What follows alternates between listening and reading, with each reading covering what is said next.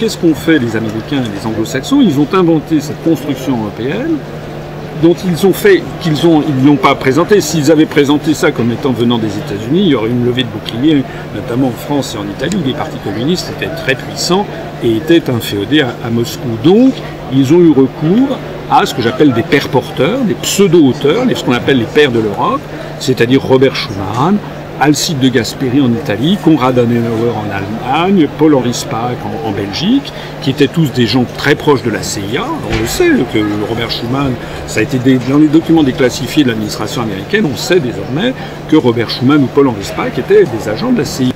Et les Américains avaient parfaitement compris qu'on aboutirait à une espèce de chaos organisé, de blocage systématique, de tour de Babel, et que les seuls à pouvoir piloter l'ensemble, eh bien, ce serait eux. Et le piège est en train de se refermer. Donc De Gaulle avait compris que la construction européenne était une entreprise de domestication du continent européen par Washington, mais il n'avait pas les moyens politiques d'en sortir. Donc il a essayé de biaiser pendant toutes les années de 62 à 69, il a essayé de trouver un modus vivendi pour transformer cette construction européenne au service de la France. Il a fait payer les Allemands, ça a été la création de la politique agricole commune, et il a mis son veto absolu à l'entrée de la Grande-Bretagne, parce qu'il disait que ce serait le cheval de Troie des États-Unis. Dès que De Gaulle a dégagé de l'Élysée, Pompidou l'a trahi, il est allé au sommet de la Haye de décembre 69 pour confirmer que la vocation du Royaume-Uni a entré dans la Grande-Bretagne. Résultat des courses.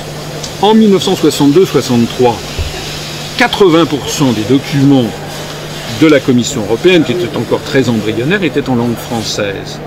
En 2012, plus de 90% des documents sont en américain.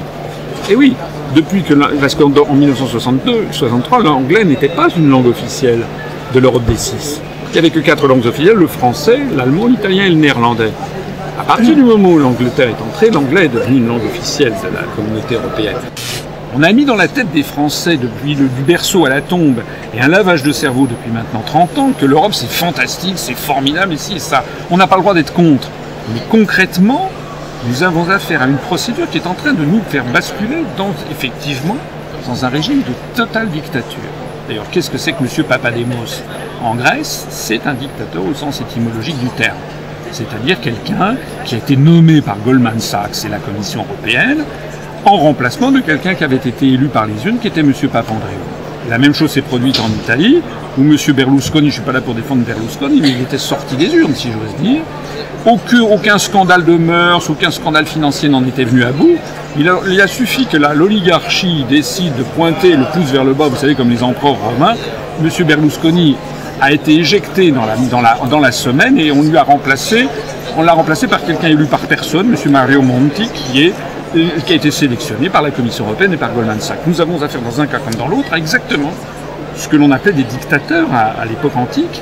C'était quoi un dictateur? C'était lorsqu'une cité antique où la République romaine était menacée, eh bien on se tournait vers un prétendu expert à qui on remettait tous les pouvoirs pour qu'il dicte ce qu'il fallait faire. Donc nous sommes bien, j'insiste, ça n'est pas une formule de style, ça n'est pas une exagération stylistique, nous sommes dans un processus de dictature.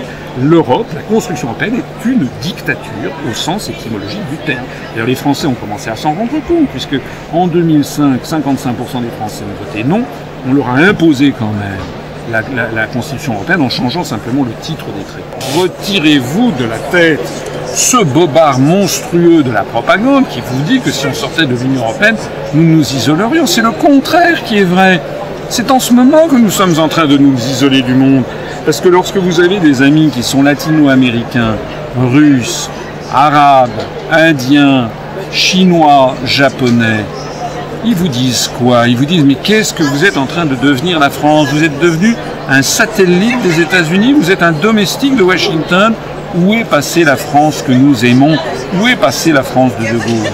C'est donc bien en sortant de l'Union européenne que nous retrouverons notre rayonnement mondial.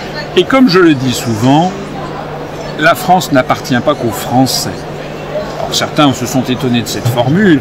Bien sûr que la France appartient aux Français d'abord, mais le patrimoine moral, historique, culturel, civilisationnel, diplomatique et militaire que représente la France, le contrepoids à l'hégémonie américaine, que représente la France, comme ce fut un contrepoids à l'hégémonie allemande sous Hitler, ou à l'hégémonie soviétique, ou aux anciennes hégémonies, eh bien ce poids de la France, cette présence de la France manque en ce moment aux relations internationales et un très grand nombre de pays du monde seront très contents de nous voir sortir de cette prison des peuples qu'est l'Union européenne et qui est surtout un carcan qui nous fait disparaître de la surface du monde pour nous transformer en colonie américaine.